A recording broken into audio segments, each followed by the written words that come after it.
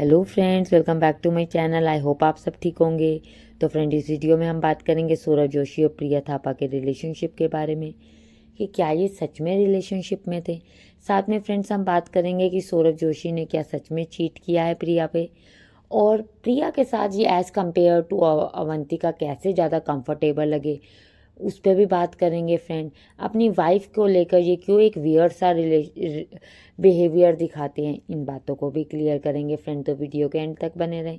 Video start करने से पहले मैं आप सबसे रिक्वेस्ट करती हूँ, जिसने चैनल को सब्सक्राइब नहीं किया प्लीज़ मेरे चैनल को सब्सक्राइब करके मुझे सपोर्ट करें, वीडियो को लाइक करें और कमेंट्स भी ज़रूर करें। फ्रेंड्स प्लीज़ अभी आप सब्सक्राइब कर दें, बाद में आप भूल जाते हैं। आपकी एक सब्सक्रिप्शन मुझे बहुत सपोर्ट और मोटिवेट करेंगी। फ्रेंड, जैसे कि आपको पता है सौरभ जोशी की वेडिंग जो है वो बहुत ज़्यादा ही आजकल कंट्रोवर्सी में भी समझो और ट्रेंड में भी समझो, दोनों में चल रही है। क्योंकि सौरभ ने एक वियर्ड सा बिहेवियर अपनी वाइफ के अगेंस्ट दिखाया है, जो बार बार पता चल रहा है। एक्चुअल में स्टार्टिंग से बात करते हैं कि लोग इस पे बात इसलिए ज़्यादा कर रहे हैं क्योंकि इनसे पहले इनका एक और लड़की के साथ नाम जोड़ा जाता था, जो है प्रिया।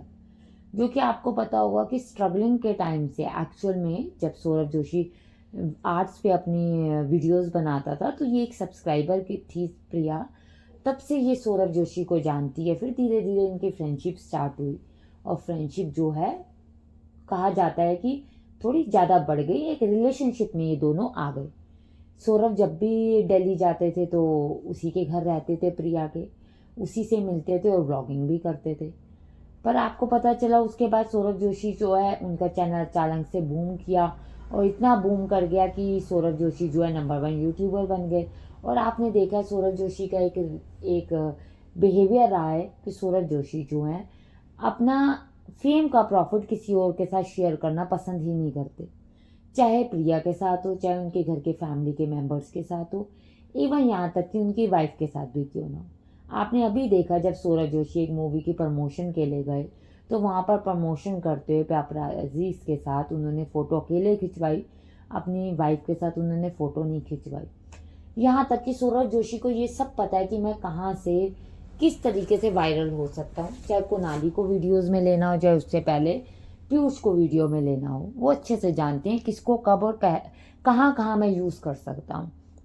यहाँ तक कि आपने ये भी देखा कि जो उनकी वाइफ है, उनकी वाइफ को गिरते हुए की जो मूवमेंट इन्होंने कैप्चर की, जो उनके लिए बहुत प्रॉफिटेबल हुई। क्योंकि चाहे लोग ट्रोल कर रहे हैं, पर वीडियो जो है बहुत ज़्यादा नंबर पे बहुत अच्छी रैंक कर रही है। रैंक मीन्स कहने का मतलब है कि व्यूज़ ऑलरेडी उनको बहुत ज़्यादा आते हैं, पर इससे और ज़्यादा व्यूज़ बढ़े, लोग बातें करने लगे, वेडिंग से रिलेटेड बातें करने लगे, जो सौरभ जोशी चाहते थे।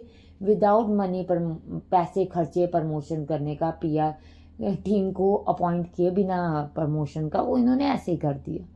अब प्रिया के साथ इनका जो रिलेशनशिप था वो लोगों को बहुत टाइम से पता था। चाहे सॉन्ग में ले लो, सॉन्ग में वो आए, वीडियोस में आपने देखा ये जितनी भी सॉन्ग्स में आए वो लव इंटरेस्ट के ही रूप में एक दूसरे के साथ दिखे।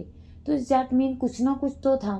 और जो हम व्यूअर्स हैं, जो इनके व्यूअर्स रेगुलर इनके वॉचर्स हैं, वो तो कहते भी हैं कि रिलेशनशिप में। तो यहाँ तक कि जब जिस दिन इन्होंने शादी की अनाउंसमेंट करी थी कि मेरी मैरिज होने वाली है, तो उस दिन प्रिया थापा को लोगों ने इंस्टाग्राम पे जाके बहुत सारे कमेंट्स भी किए थे कॉन्ग्रेचुलेशन के। क्योंकि लोगों का मानना ये था कि शादी प्रिया से ही हो रही है, कोई और लड़की सौरभ की लाइफ में नहीं आ सकती।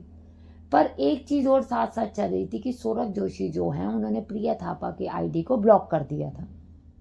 ब्लॉक करने की बजाय कुछ खास तो पता नहीं चली, पर जहाँ तक है यही हुआ कि इनकी जो मदर थी वो इनके रिलेशनशिप से खुश नहीं थी। जबकि प्रिया आती थी घर पे, प्रिया उनके घर रहती भी थी, इवन इतनी कंफर्टेबली उनकी किचन में भी रोटी भी ऐसे बनाती थी जैसे कि उसका कहना ये था कि इन पूरी लाइफ आगे मैंने ही बनानी है। पर क्योंकि आपने देखा कि इनकी जो दोनों की कास्ट है, वो कास्ट इंटर कास्ट एक तरह से कह सकते हैं, जो इनके पेरेंट्स को सुखाया नहीं। ये लोग, इनके पेरेंट्स को ये लगा कि हमारी बड़ी इंसल्ट हो जाएगी, बच्चा हमारा नंबर 1 यूट्यूबर बन गया, तो इसका मतलब ये नहीं कि लोग सोचें कि भैया बेटा बिल्कुल। क्योंकि देखो आज भी गांव के लोग ले लो या छोटे शहरों के लोग ले लो, वो इन चीज़ों को बड़ा गलत समझते हैं। और सबसे बड़ी चीज़ आपने देखी उनके पेरेंट्स की, तो उनके पेरेंट्स जब इनकी शादी की अनाउंसमेंट कर रहे थे तो एक प्राउड सा फील कर रहे थे कि हमारी मर्जी की शादी हुई है, अरेंज मैरिज है। मतलब कहने का मतलब ये था कि आप लोग ये ना सोचना लव मैरिज है कि प्रिया के साथ है, अरेंज मैरिज है। ये उनकी मदर बहुत बार बहुत चीज़ों में उसको डोमिनेट करती हुई भी दिखी, चाहे इनके घर का आर्किटेक्चर डिज़ाइन करने की बात हो उसमें ले लो, चाहे आप गाड़ी की चॉइसेस में ले लो, चाहे कपड़े की चॉइसेस में ले लो, चाहे आप किसी भी तरीके से ले लो, उसकी मदर थोड़ी सी सौरभ जोशी को डोमिनेट करती दिखी। कहीं हद तक पेरेंट्स करते हैं, कोई बुरी बात नहीं है, पेरेंट्स अपने बच्चों के लिए अच्छा सोच रहे हैं, गलत नहीं है।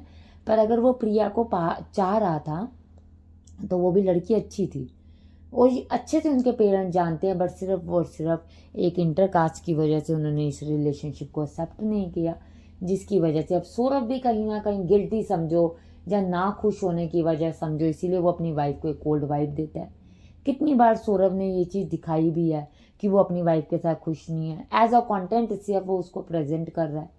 कहीं भी हो देखो, शादी से पहले देख लो, अपनी वाइफ को मास्क पहनाना हो, चश्मा पहनाना हो, पूरी तरह से कवर्ड कर देना हो, चाहे शादी के बाद आप देखो केसर पे उनका ध्यान ज़्यादा था और वाइफ के गिरने पे ध्यान कम था।